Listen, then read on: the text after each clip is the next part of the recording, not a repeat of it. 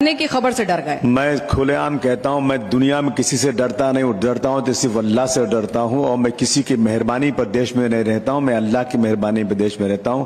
बड़े से बड़े तुर्रम पैदा हो जाए ना तो डरने का तो कोई सवाल ही पैदा नहीं होता मैडम जी। लेकिन एक बात बताइए, नितेश राणे कहते हैं कि मस्जिद में घुसकर मारेंगे, वारिस पठान कहते हैं कि 2 टांगों पर आएंगे, स्ट्रेचर पे भेज दूंगा, आप कहते हैं कि नानी याद दिला दूंगा, बत्तीसी दिखा दूंगा। एक्शन क्या रिएक्शन नहीं होता क्या मैडम जी? तो एक्शन कैसे ने?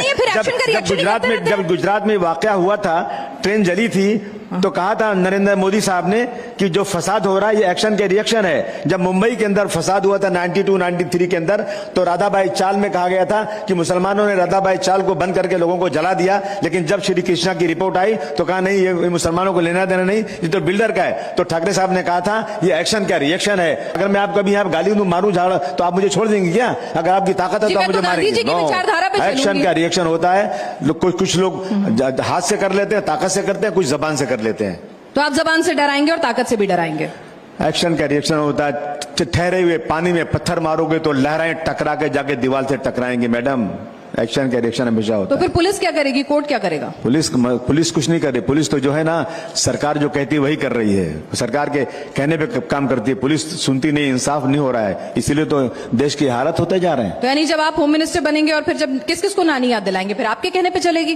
फिर जो लोग बदतमीजी करेंगे उनकी नानी याद आ जाएगी, उनको जेल जाना पड़ेगा। जो लोग धर्म के खिलाफ बोलेंगे उनको 5 साल जेल में रहना पड़ेगा, उन्हीं की नानी याद आ जाएगी और किसी की नहीं।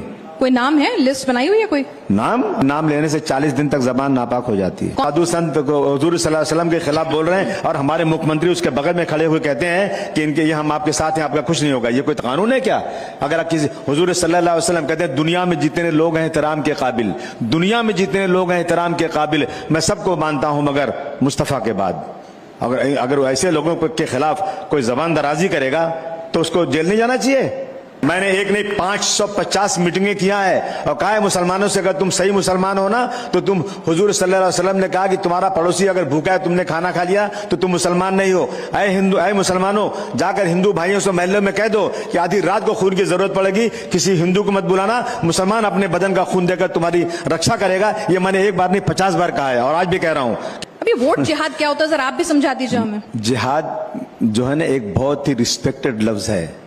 जिहाद पर 100 किताबें मैं दे सकता हूँ। जिहाद का मतलब अपने आप से जिहाद करना, स्ट्रगल करना, बुराई से दूर रहना। जिहाद का मतलब नहीं बंदूक चलाना है, ये कोई बात है। अगर कहीं वोट नहीं मिला तो वोट जिहाद, पैन कार्ड जिहाद, लव जिहाद, लैंड जिहाद, व्हाट इज दिस नॉनसेंस? ये सब बेवकूफी की बातें हैं।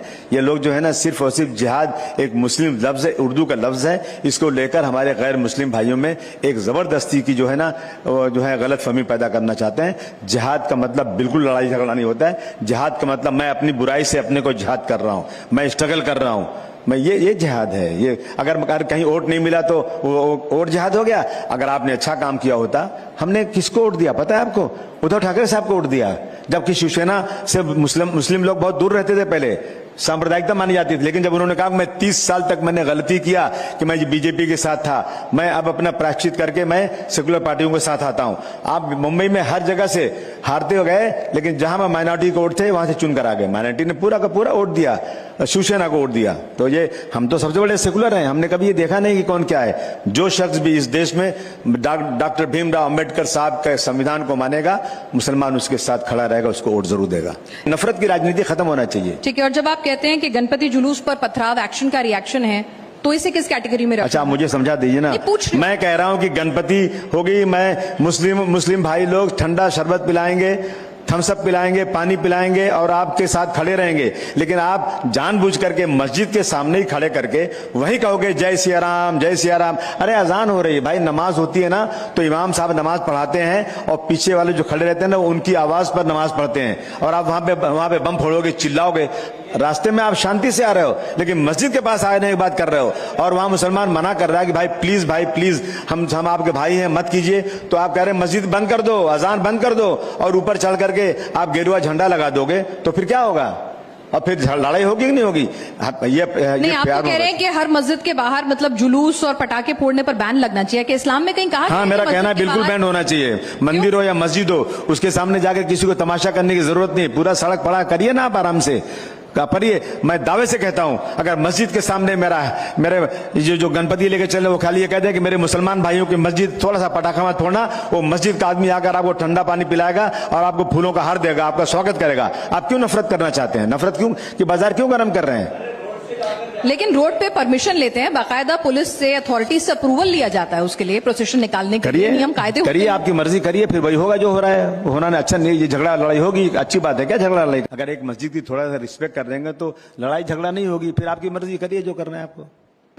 हम ही को कातिल कहेगी दुनिया, हमारा ही कत्लेआम होगा, हम ही कुएं खोदते फिरेंगे और पानी हम ही पे हराम होगा। मुझे ये डर है कि अगर यही ज़हनियत रही तो इस सदी में ना कोई अब्दुल हमीद होगा, ना कोई अब्दुल कलाम होगा।